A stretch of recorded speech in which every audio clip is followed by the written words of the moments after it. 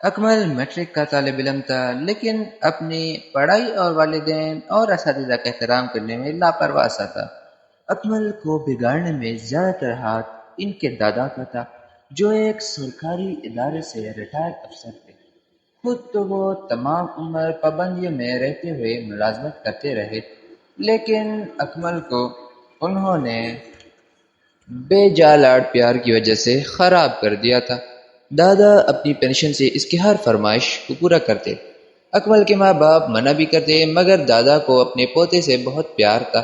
یہی وجہ تھی کہ اکمل سارا دن کمپیوٹر اور موبائل میں گم رہتا۔ اپنی پڑھائی کی طرف اس کی توجہ خاصی کم ہوتی جا رہی تھی۔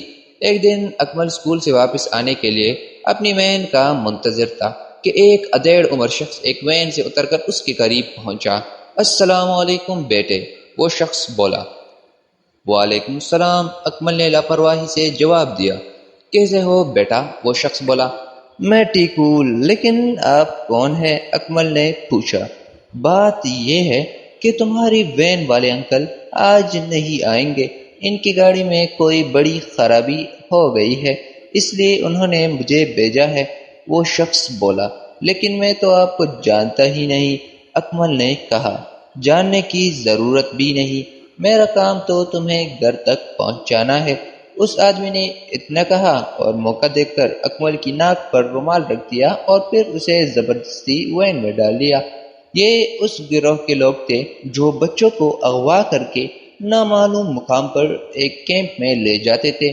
یہ منظر وہاں کڑا بابا یاسین دیکھ رہا تھا جو وہاں بسکٹ اور ٹافیوں کا ٹھیلا لگاتا تھا۔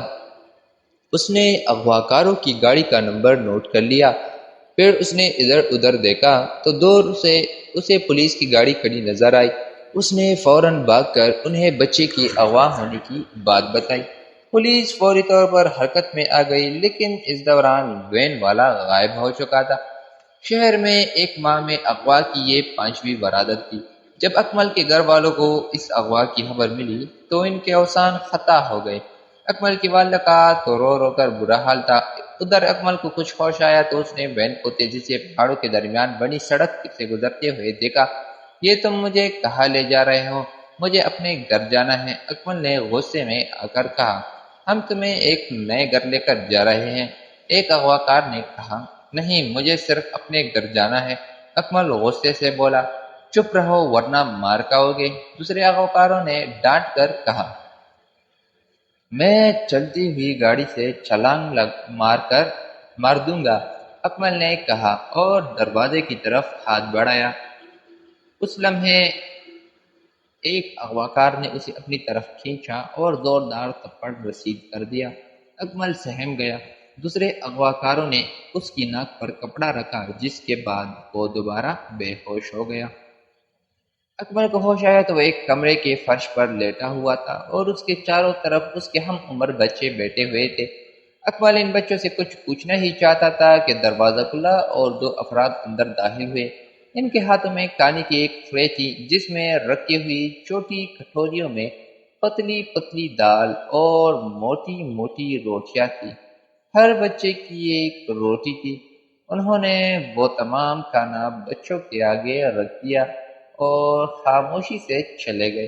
اکمل کے سامنے بھی دال روٹی پڑی تھی، اسے شدید بھوک لگ رہی تھی۔ اس نے ایک لقمہ منہ میں ڈالا اور تھوک دیا۔ یہ تو بہت بد ذائقہ ہے، وہ چلایا۔ یہاں تو یہی ملتا ہے بھائی، ایک لڑکے نے کمزور سی آواز میں کہا۔ مجبوراً اکمل کو وہ کھانا خالی پیٹ میں اتارنا پڑا۔ اکمل کے علاوہ باقی لڑکوں نے بھی کھانا کھایا۔ ایک لڑکا کونے میں رکھے ہوئے مٹکے سے پانی لایا اور اکمل کے آگے رکھ دیا۔ اکمل نے غٹا غٹ پانی پی لیا۔ کھانے کے بعد ہونے والی باتوں سے اسے معلوم ہو گیا تھا کہ وہ ان سب بچوں کے ساتھ بیگار کیمپ میں ہیں۔ اس طرح ساتھی بچوں کے ساتھ باتیں کرتے ہوئے اسے نیند آ گئی۔ صبح 6 بجے ہی اسے اور دوسرے بچوں کو اٹھا دیا گیا۔ انہیں سوکھی ڈبل روٹی اور چائے دی گئی، پھر انہیں ایک بند گاڑی میں بٹھا کر نامعلوم مقام پر لے جایا گیا جہاں ہر طرف پہاڑ ہی پہاڑ تھے۔ ان سب کو ایک جگہ پر پتھر توڑنے کے کام پر لگا دیا گیا۔ اس طرح کئی دن گزر گئے۔ اکمل روزانہ بچوں کے ساتھ آتا اور مزدوری کرتا رہا۔ اکمل کے والدین سخت پریشان تھے۔ پولیس سارے شہر میں اکمل اور دوسرے بچوں کو تلاش کر رہی تھی۔ بابا یاسین کے بتائے ہوئے گاڑی کے نمبر پر کافی جستجو کے بعد مالک کو ڈھونڈ لیا گیا تھا۔ اس کی گاڑی گھر کے باہر سے چوری ہو گئی تھی۔ اس کی گاڑی، جس کی رپورٹ تھانے میں درج تھی، اب پولیس پوری طرح ناامید ہو گئی تھی اور بچوں کے والد انتہائی مایوس اور پریشان تھے۔ اکمل کو وہاں کام کرتے ہوئے 20 دن گزر چکے تھے۔ بچوں کی نگرانی کے لیے ایک شخص امیر علی سارا دن ان کے ساتھ ہوتا تھا۔ وہ بہت کم بولتا تھا، ایسا لگتا تھا جیسے یہ سب کچھ خاموشی سے دیکھ کر پڑ رہا ہو۔ اسے بھی ورغلا کر یہاں لایا گیا تھا۔ دنیا میں اس کا کوئی نہیں تھا۔ اس نے خود کو حالات کے حوالے کر دیا تھا۔ اسے گروہ کے کسی آدمی سے کوئی دلچسپی نہیں تھی، لیکن ظاہر ایسے کرتا تھا جیسے وہ دل و جان سے ان کے ساتھ ہے۔ گروہ کے سب لوگ اس پر پورا بھروسہ کرتے تھے، لیکن وہ کسی ایسے موقع کے انتظار میں تھا کہ یہاں سے سب بچوں کو لے کر فرار ہو جائے۔ بظاہر بچوں پر کڑی نظر رکھتا، مگر دل میں ان کے لیے بڑی نرمی تھی۔ ایک روز کسی بڑی ورادت کے لیے وہ سب اکٹھے روانہ ہوئے اور امیر علی سے کہا کہ بچوں کو کمرے میں بند کر کے اچھی طرح دھیان رکھیں۔ ان سب کے جانے کے بعد امیر علی نے سب بچوں کو آزاد کیا اور انہیں دشوار گزار پہاڑی راستوں سے گزار کر بڑی سڑک تک لے آیا۔ تمام بچے تھکے ہوئے ہونے کے باوجود ایک عزم سے دوڑتے رہے۔ آخر کچھ انتظار کے بعد انہیں ایک ٹرک اپنی طرف آتا ہوا دکھائی دیا۔ انہوں نے اسے روکا اور اپنی مصیبت سے آگاہ کیا۔ ٹرک والا ہمدرد انسان تھا، لہٰذا اس نے سب کو بٹھا لیا۔ تقریباً 2 گھنٹے بعد وہ شہر کے ایک تانے میں موجود تھے۔ سب بچوں کے گھروں میں اطلاع دی جا چکی تھی۔ پولیس کی باری نفری غیر آباد علاقے کی طرف روانہ ہو چکی تھی۔ ان کے ساتھ امیر علی بھی تھے۔ ان کی نشاندہی پر بردہ فروشوں کے ٹھکانے پر چھاپا مارا گیا۔ کئی مجرم پکڑے گئے اور ان کے ذریعے باقی مجرموں کو بھی تلاش کر لیا گیا۔ سب بچے اپنے اپنے والدین کے گھر پہنچ دیے گئے۔